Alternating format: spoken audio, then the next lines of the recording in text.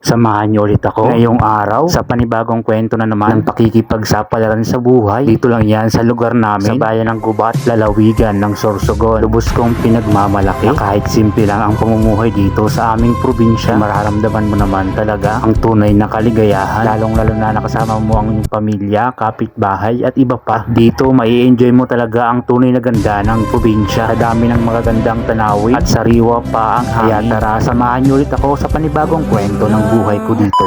Sa mga baguhan pala nanonood ng vlog ko, magpapakilala muna ako sa inyo. Ako nga pala si Emmanuel, aka Boss Oyo. Isa nga pala akong negosyante, empleyado at mabuting anak sa magulang. Sinubok na rin ako ng panahon. Maraming pagsubok ang pinagdaan. Sa una, maganda ang takbo ng negosyo. Habang tumatagal ay lalong lumalakas. Pero nabutan ng pandemic, bumangon ulit at nakipagsapalaran ulit sa pagninegosyo. Nag-umpisa ulit ako sa maliit na puhunan at kulang. Kaya nangutang, nalubog sa maraming bayaran. Pero patuloy pa rin sa paglaban. Hindi naman ako tumitigil, hindi ako sumusuko. Basta't kaya ko, tuloy-tuloy lang hanggang sa nagdesisyon ako na magtrabaho para maiba naman ang linya ng buhay ko. Subalit hindi talaga gusto ng katawan. Kaya heto, bumalik ulit ako sa pagninegosyo. Ngayon ay nakafocus na. Nag-umpisa ulit sa maliit na puhunan. Paikot-ikot ko lang yung puhunan. Sa loob pa ng isang buwan ay maganda naman ang kita. Kaya tuloy-tuloy lang ako hanggat marami kang bumibili. Alam ko na kasi ang buhay negosyante. Dalawa lang naman ang papupuntahan. Malaki ang kita o mahina ang kita. O raangat ka o babagsak. Kaya ako tuloy-tuloy lang hanggat kaya ko. Kaya mga bossing, subaybayan nyo ang kwento ng buhay. Abangan nyo kung saan papunta. Kwento ng pagkabuhay negosyante. Gusto ko pala magpasalamat sa mga walang sawang sumusuporta sa aking negosyo. At syempre sa mga kapwa ko content creator, followers ko na laging nandyan, sa mga laging nagsishare ng video, sa mga mahilig mag-react at patuloy na nanonood ng video. Maraming salamat po sa inyo. Halika at ikikwento ko muna sa inyo kwento ng buhay ko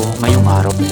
Tingnan naman nga ako ng maaga para ihanda ang mga sangkap para sa mga lulutuin ko. Ito na nga at naghiwa na ako ng bawang at sibuyas. At habang naghihiwa nga ako ng bawang at sibuyas ay nagpakulo na ako ng tubig para sa pagpapanlambutan ng mga pasta. Nakapag-isa na nga rin ako ng mga sangkap para sa sauce natin ng spaghetti. Ganito lang talaga ako magluto, bali sunod-sunod lang ito. Ang una kong nilulutong salsa ay salsa ng tuna pasta. At habang nagluluto ako ng sauce ay niluluto ko naman ang pasta ng fried noodles. Pagkatapos lutuin ang sauce ng tuna pasta ay sinusunod ko na ang sauce ng spaghetti. At pagkatapos ang sauce naman ng carbonara. Bali ito na nga lahat ng mga sauce na niluto ko kasabay na ang sauce ng fried noodles. Nung ihanda ko na nga lahat ng mga sauce ay pinirito ko na ang mga kailangan para sa silo. Katulad nga lang hotdog, ham, burger patty at saka embutido at saka yung longganisa. Medyo matrabaho nga rin ang pagluluto ng mga pritong ito kasi nga kailangan mo talagang bantayan para hindi masunog. At nung maluto ko na nga ang mga prito ay nagpati na ako ng itlog para may prito rin. Ganito talaga ako magluto ng itlog. Binabati ko muna at piprituhin ko na. Mga bossing, mga idol, ngayong araw pa lang ito ay magsi-shoutout muna tayo sa mga followers natin at mga co-content creator natin. Ang una ko nga i-shoutout isa nating kabayan na si Mitz Disulo na nasa Kuwait ngayon. At syempre itong kabayan natin na si Gina Ingay ng Bagakay, Gubat, Sorsogon. Maraming salamat sa suporta, Miss Gina Ingay. Mga followers wala na gusto magpa-shoutout, comment lang po kayo sa baba at i-shoutout ko po kayo sa susunod na video ko. Papasalamat nga pala ako sa lahat ng mga sumusuporta sa akin. Unang